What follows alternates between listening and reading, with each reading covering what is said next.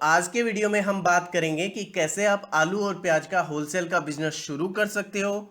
अगर आप आलू और प्याज का होलसेल का बिजनेस शुरू करते हो तो आपको माल कहाँ से खरीदना चाहिए, सस्ते से सस्ता माल कहाँ पे मिलता है। इसी के साथ मैं बताऊंगा कि पेमेंट की टर्म और कंडीशन कैसे रहती है। जैसे कि आपने माल खरीदा, आलू और प्याज होलसेल में आप खरीद के लाए, तो आपको पेमेंट कैसे देना पड़ता है, इस बिजनेस में इन्वेस्टमेंट कितना लगता है और प्रॉफिट मार्जिन कितना होता है। तो चलिए दोस्तों शुरू करते हैं। देखिए, आलू और प्याज है वो दो ऐसी सीजनल सब्जी है जो 12 महीने चलता है। इंडिया में हर घर में ये कंज्यूम होता है। इसी के साथ दोस्तों, ये किसी भी बड़े से बड़े शहर या छोटे से छोटे शहर में ये आप बिजनेस शुरू कर सकते हो। अब बात करते हैं कि सस्ते से सस्ता प्रोडक्ट आपको कहाँ मिलता है, कैसे खरीदारी की जाती है। देखिए, अगर प्याज की बात करें तो सबसे ज़्यादा प्याज होता है महाराष्ट्र में, उसके बाद होता है कर्नाटक में, गुजरात में और राजस्थान में। ये चार ऐसी स्टेट हैं जिनमें प्याज अधिक से अधिक होता है। तो इनमें से किसी भी स्टेट से आप खरीदते हैं तो आपको सस्ते से सस्ता प्याज मिलता है। अगर आप इंडिया के बाहर से देख रहे हैं तो आपकी कंट्री में भी ऐसी कुछ स्टेट होगी, ऐसी कुछ जगह होगी जहाँ पे प्याज का उत्पादन बहुत ज़्यादा होता है। देखिए, जहाँ जिस चीज़ का उत्पादन ज़्यादा होता है वहाँ से आप कोई प्रोडक्ट खरीदते हैं तो वो आपको प्रोडक्ट सस्ते में मिलता है। इसी के साथ दोस्तों मैं आपको बताना चाहूँगा कि ये एक सीजनल प्रोडक्ट होता है। मतलब ये हो गया, आप मान लीजिए महाराष्ट्र में जब मार्च में ये ज़्यादा इसकी खेती होती है, तो कर्नाटक और गुजरात में ये मान लीजिए अगस्त और सितंबर में होती है। तो आपको सबसे पहले पता करना होगा कि किस एरिया में किस टाइम पे ज़्यादा इसकी पैदावार हो रही है। और दोस्तों, एक दो महीने ऐसे भी होते हैं प्याज के जब आपने देखा होगा कि प्याज की कीमत 80 रुपये, 100 रुपये, 150 रुपये चली जाती है। वो इसलिए होती है कि हमारा जो प्याज है वो आउट ऑफ इंडिया भी जाता है, एक्सपोर्ट भी किया जाता रहा है। प्याज, आलू, काफ़ी चीज़ें एक्सपोर्ट की जाती है इंडिया से। पीछे गवर्नमेंट ने कुछ दिन पहले बैन भी लगाया था। तो उस टाइम पे क्या होता है, जब प्याज की किल्लत कम पड़ने लग जाती है, प्याज कम मिलना शुरू होता है, उस टाइम प्राइस ज़्यादा चली जाती है।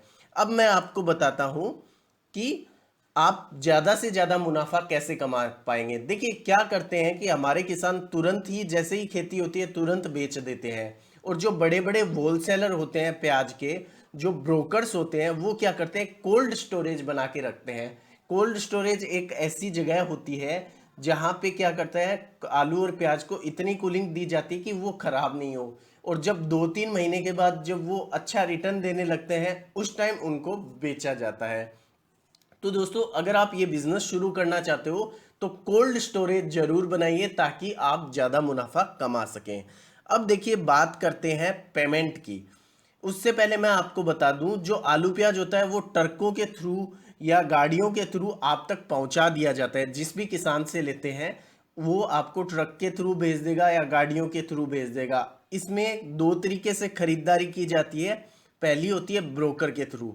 जैसे जो एजेंट होते हैं कुछ कुछ किसान और आपके बीच में, वो क्या करते हैं, आपको अच्छी रेट प्रोवाइड कर देते हैं और उनका 1-1.5% कमीशन होता है। कुछ लोग 1% भी लेते हैं, कुछ लोग 2% भी लेते हैं। पूरा जो जो भी माल बिक लेते हैं आप, उसका 1% आपको देना पड़ता है, 1 या 1.5% किसान से वो लेते हैं। दूसरा तरीका होता है किसान से डायरेक्ट लेने का। इसमें इशू ये आता है कि आपको पता नहीं होता किस टाइम पे किस साइड खेती ज़्यादा हो रही है या जो फसल है वो किस भाव की है। क्योंकि देखिए, प्याज भी होता है वो 5-7 तरीके, 10 वैरायटी, 20 वैरायटी का होता है। अलग अलग वैरायटी का अलग अलग दाम होता है। अब बात करते हैं पेमेंट कैसे देना है। देखिए, पेमेंट की 2-3 कंडीशन होती है।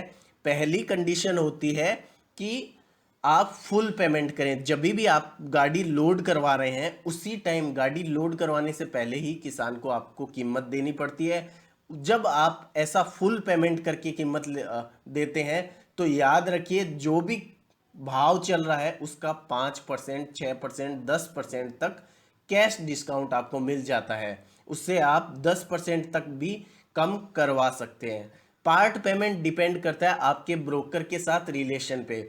और ब्रोकर का रिलेशन किसान के साथ कैसा है, तो किसान को वो कन्वेंस कर देता है, तो गाड़ी लोड होने पे आपको 50% या 25% देना पड़ता है, फिर 15 दिन बाद भी आप दे सकते हैं। इसी के बाद होता है माल बिकने पे। ये जब होता है कि ब्रोकर और आपके बीच जब 4-5 साल हो जाते हैं, तो आप क्या करते हैं, प्रोडक्ट उठा लेते हैं किसान से, और जब माल बिक जाता है 10 दिन 15 दिन के बाद आप दे देते हैं।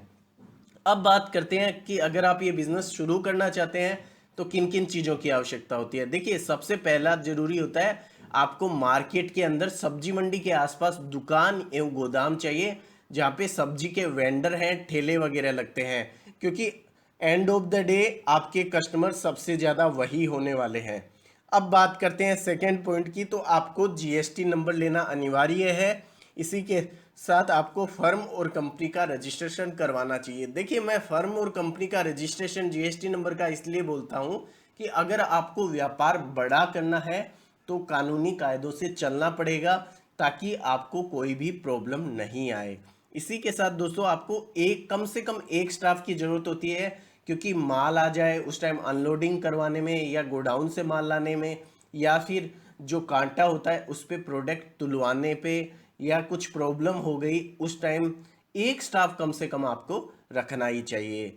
इसी के साथ आपके जो कस्टमर होते हैं वो होते हैं पिकअप वाले, छोटे सब्जी के जो वेंडर होते हैं वो होते हैं, रेस्टोरेंट वाले होते हैं, होटल वाले होते हैं। देखिए, रेस्टोरेंट, होटल, शादी की पार्टी, इन सभी में माल बहुत अच्छी क्वांटिटी में जाता है। तो आपके आसपास जो भी शादियां होने वाली हैं वहाँ संपर्क जरूर करें। ये एक ऐसी चीज़ है, जब तक आप कस्टमर के पास पहुंचेंगे नहीं तब तक आपका माल बिकना थोड़ा कठिन है। वैसे जो सब्जी वाले विक्रेता होते हैं छोटे छोटे, वो आपसे तुरंत ही माल लेना शुरू कर देते हैं। अब बात करते हैं इन्वेस्टमेंट की। देखिए, इन्वेस्टमेंट दो तीन तरीके से लगता है। पहला इन्वेस्टमेंट आपका लगता है दुकान और गोदाम लेने पे। दुकान आप अलग ले सकते हैं, गोडाउन अलग बना सकते हैं। अगर रेंट पे लेते हैं तो आपको 2-3 महीने का जो भाड़ा होता है वो आपको पहले एडवांस में पे करना होता है, उसके बाद आपको दुकान दे दी जाती है, और फिर आपको मंथली एक रेंट पे करना होता है। इसी के साथ कुछ कुछ जगह पगड़ी वगैरह का भी सिस्टम होता है, वहाँ पे 1-1.5 लाख 2 लाख रुपए रख के आपको दुकान मिलती है। तीसरा होता है वो होता है स्टॉक का। अब स्टॉक की बात करें तो टोटल कुल मिला के आप 1 से 4 लाख में आप ये बिजनेस आसानी से शुरू कर सकते हो। अगर आप खुद की पिकअप ले आते हो तो इस बिजनेस में और भी सहूलियत हो जाती है। पिकअप भर के अपने आसपास के छोटे छोटे गांव में आप बेच सकते हो, या पिकअप रेंट पे भी ले सकते हो। तो दोस्तों, अब प्रॉफिट मार्जिन की बात कर लेते हैं। प्रॉफिट मार्जिन आपकी खरीदारी पे निर्भर करता है। जितना सस्ता आप माल खरीद के लाएंगे उतना ही प्रॉफिट मार्जिन है। और ये एक सेंसिटिव बिजनेस है, मीडियम रिस्क का बिजनेस है, क्योंकि इसके भाव उतार चढ़ाव करते हैं, पर इतना भी फ्लैक्चुएट नहीं होता कि 100 रुपए किलो का सीधा 10 रुपए किलो आ गया। इसमें 1 रुपए 1.5 रुपए का उतार चढ़ाव देखने को धीरे धीरे मिल सकता है।